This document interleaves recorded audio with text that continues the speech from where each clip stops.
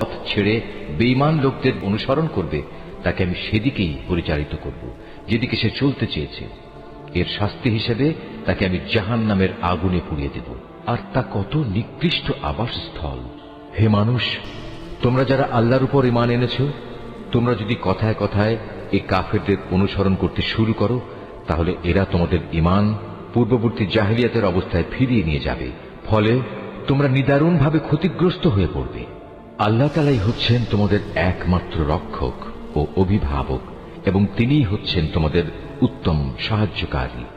হে নবী, কাফের ও মুনাফিকদের আনুগত্য করো না। অবশ্যই আল্লাহ তাআলা সবকিছু জানেন, তিনি বিজ্ঞ কুশলী। অতএব তুমি কাফেরদের পেছনে পড়ো না, তুমি এ কোরআন দিয়ে তাদের প্রচন্ড মোকাবেলা করো। অতএব তুমি এ মিথ্যাবাদীদের অনুসরণ করো না।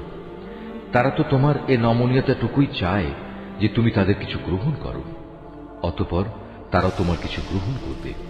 হে নবী, তুমি নিজেকে সদা সেসব মানুষদের সাথে রেখে চলবে যারা সকাল সন্ধ্যায় তাদের মালিককে ডাকে, তারা একমাত্র তাঁরই সন্তুষ্টি কামনা করে, এবং কখনো তাদের কাছ থেকে তোমার স্নেহের দৃষ্টি ফিরিয়ে নিও না। কখনো এমন কোন ব্যক্তির কথা মতো চলো না যার অন্তঃকরণকে আমি আমার স্মরণ থেকে গাফেল করে দিয়েছি, আর যে ব্যক্তি নিজের প্রবৃত্তির গোলামি করতে শুরু করেছে এবং যার কার্যকলাপ আল্লাহ তাআলার সীমানা লঙ্ঘন করেছে। হে নবী, তুমি বলো, এ সত্য দিন তোমাদের মালিকের পক্ষ থেকে এসেছে, সুতরাং যার ইচ্ছা সে এর উপর ঈমান আনুক, আর যার ইচ্ছা সেটা অস্বীকার করুক। আমি তো এই অস্বীকারী জালেমদের জন্য এমন এক আগুন প্রস্তুত করে রেখেছি যার বেষ্টনী তাদের পুরোপুরি পরিবেষ্টন করে রাখবে। যখন তারা পানির জন্য ফরিয়াদ করতে থাকবে, তখন এমন এক গলিত ধাতুর মতো পানীয় দ্বারা তাদের ফরিয়াদের জবাব দেয়া হবে যা তাদের সমগ্র মুখমণ্ডল জ্বালিয়ে পুড়িয়ে দেবে।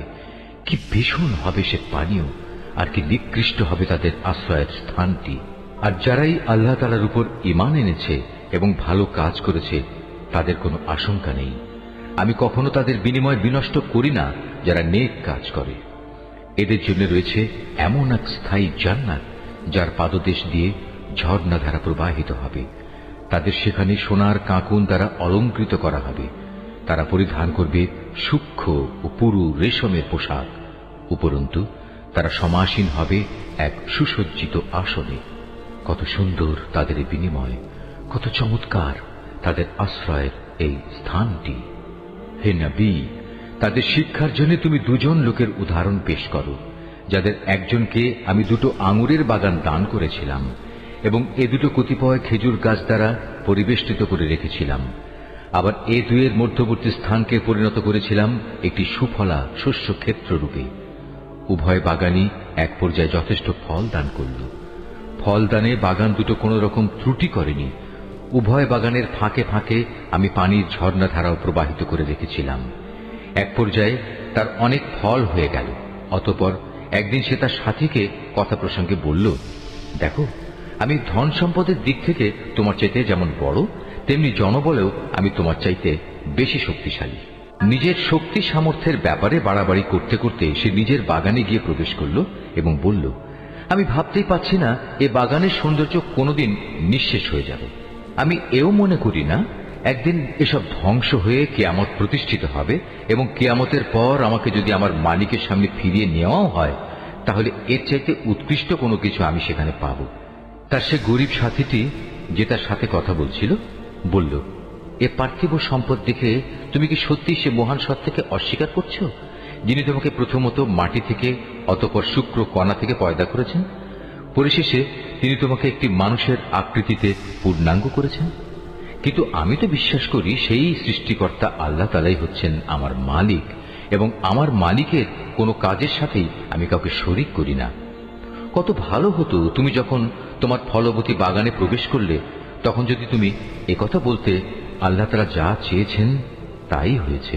আল্লাহ তাআলা ব্যতি রেখে কারোই কিছু ঘটানোর শক্তি নেই। যদিও তুমি আমাকে ধনে জনে তোমার চাইতে কম দেখলে, কিন্তু আমি আল্লাহ তাআলার উপর ঈমান রাখি। সম্ভবত আমার মালিক আমাকে তোমার এ পার্থিব বাগানের চাইতে উৎকৃষ্ট আখিরাতের কোনো বাগান দান করবেন, এবং অকৃতজ্ঞতার জন্য তোমার বাগানের উপর আসমান থেকে এমন কোন বিপর্যয় নাজিল করবেন, ফলে তা উদ্ভিদ শূন্য এক বিরান ভূমিতে পরিণত হয়ে যাবে। কিংবা তার পানি তার জমিনের নিচেই অন্তর্হিত হয়ে যাবে। তেমন কিছু হলে তুমি কখনো তা আবার খুঁজে আনতে পারবে না। অতঃপর তাই ঘটল, তার বাগানের ফল ফলারিকে বিপর্যয় এসে ঘিরে ফেলল। তখন সে ব্যক্তি সেই ব্যয়ের ওপর, যা সে বাগানের শোভা বর্ধনের পেছনে করেছিল, হাতের উপর হাত রেখে আক্ষেপ